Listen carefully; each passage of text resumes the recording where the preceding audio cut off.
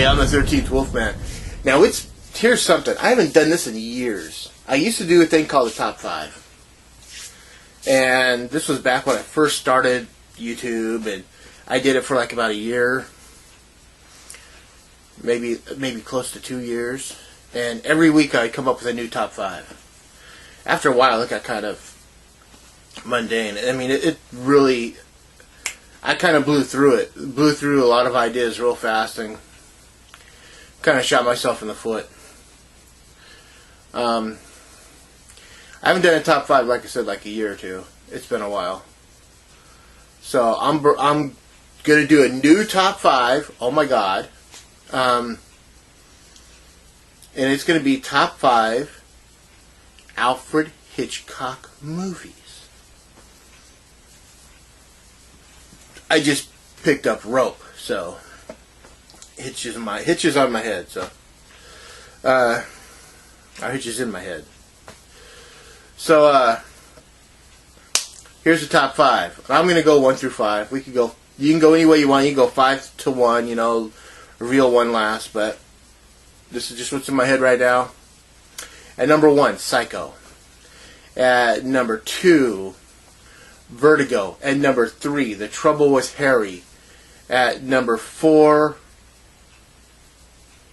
I Confess. And at number 5, Lifeboat.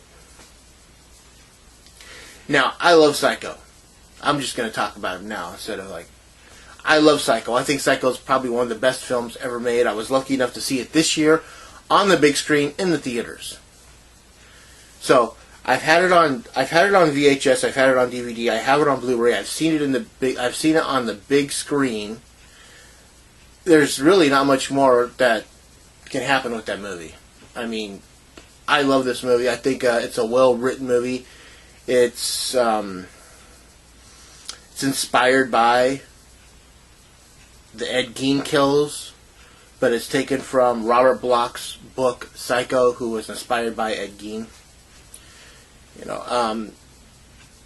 Anthony Perkins did a great job playing Norman.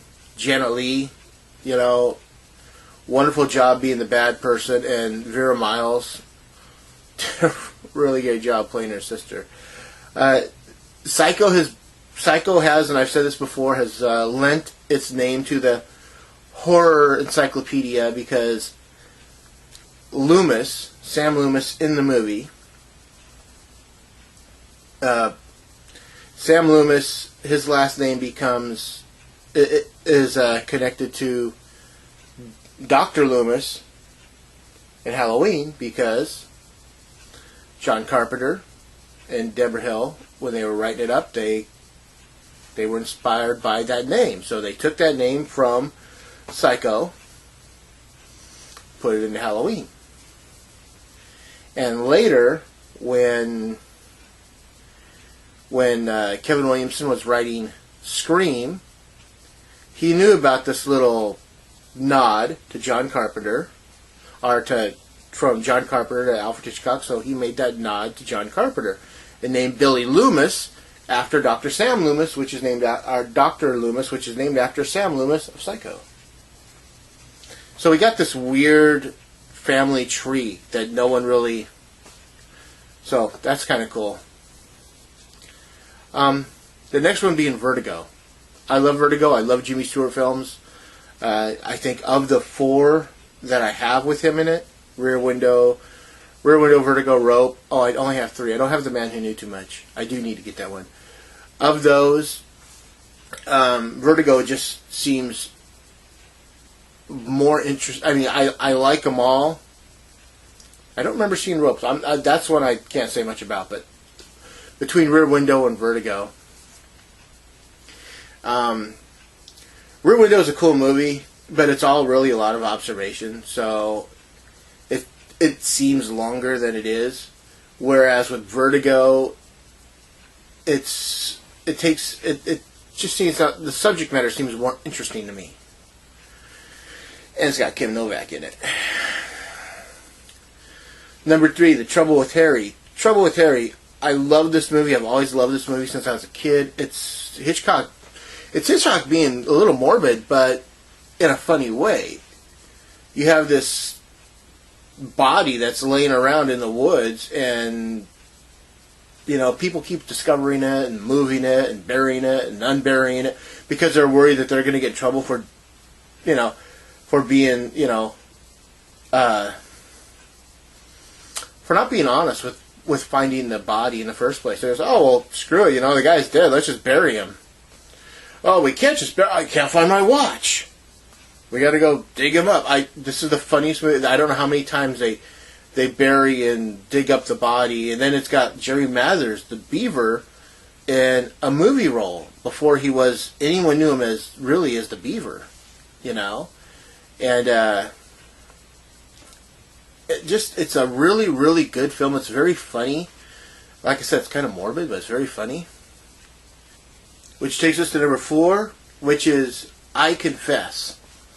This is a very, very cool idea for a movie. Basically, a guy goes into a confessional at a Catholic church and says, "Forgive me, Father, for I have sinned.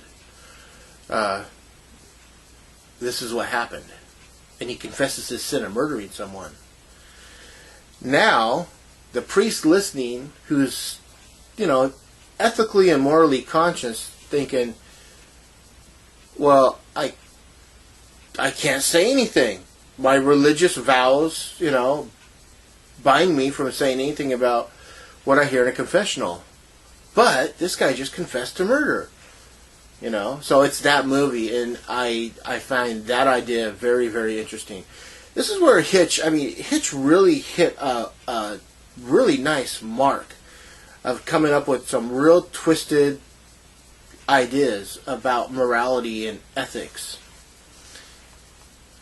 So that's I Confess. And then Lifeboat. I don't know what to say about Lifeboat. Lifeboat is just a story about, I don't remember, I think it's like 7 or 8 people stuck in a lifeboat as it goes down. And you find out that they all have some of them have twisted pasts, and people start dying off in the lifeboat, and they're like, well, who did it? It's like, they fall asleep and someone's missing. It's like, who did it? Did the guy just fall off the lifeboat himself and die, or did he commit suicide because he didn't think that they could last long enough? It's a really, really interesting idea for a movie, and I love that movie. So that's it. To do the recap one more time: Psycho, Vertigo, The Trouble with Harry, I Confess, and of course, Lifeboat. What's your top 5 Hitchcock films? I'd love to hear. Do you got Family Plot in there? Do you have Rear Window? Do you have Marnie? The Birds? I know people are going to go, how's The Birds not in there? The Birds it'd definitely be like the 6th movie in this thing, but these are the ones I really just loved as a kid growing up. So I want to know what you have to think. Subscribe, like, comment, make a video. I want to hear it. I'm the 13th Wolfman. I'm on the prowl.